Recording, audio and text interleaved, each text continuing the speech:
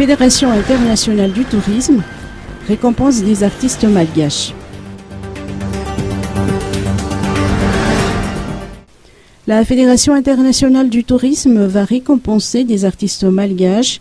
Selon les explications de Paul-Emmanuel Bonnet des Arnoux, la Fédération internationale du tourisme sélectionne actuellement des artistes malgaches et la cérémonie se tiendra vers le mois de novembre de cette année. La Fédération internationale du tourisme existe depuis 1967. C'est le neveu du maréchal Lyautey qui, à la demande du président de la République française, le président Charles de Gaulle, qui a créé la Fédération internationale du tourisme. En 2019, nous fêterons nos 52 ans. Donc, comme vous le voyez, la Fédération internationale du tourisme s'adresse à tous les pays. Donc, nous intervenons pas sur un plan politique et ni sur un plan financier, mais nous intervenons sur un plan associatif, en faisant en sorte que nos interventions puissent bénéficier au pays dans lequel nous intervenons. Et nous intervenons à plusieurs titres.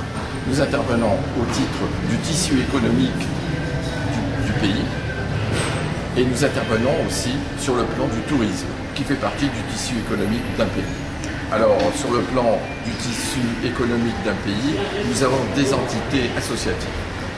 Fédération internationale du tourisme regroupe deux autres entités, le CIP, Comité international pour le prestige et la promotion des entreprises, et le CIP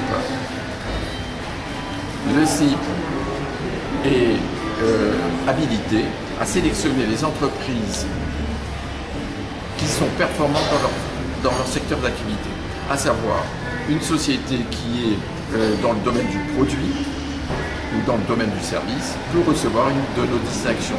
Des distinctions qui sont honorifiques et qui sont toujours remises en présence des personnalités locales officielles. Donc, quand vous avez par exemple une société qui est dans le domaine du produit, prenons le cas de Bon Goût par exemple. Bon Goût fait du foie gras. Bon, en devenant membre adhérent de la Fédération internationale du tourisme à travers son entité Comité international d'action gastronomique, elle peut recevoir la distinction du Laurier d'Or. Et cette distinction du Laurier d'Or, elle peut l'utiliser comme outil de promotion tant à Madagascar qu'à l'étranger. Donc, vous voyez, c'est une opération commerciale, une opération marketing qui met en avant et un chef d'entreprise, une équipe, parce qu'on ne travaille jamais seul, hein, il y a des employés, donc il faut récompenser aussi et gratifier les employés de leur mérite. Et on peut mettre en avant donc des entreprises. J'ai dit Bon Goût, comme je pourrais dire d'autres sociétés.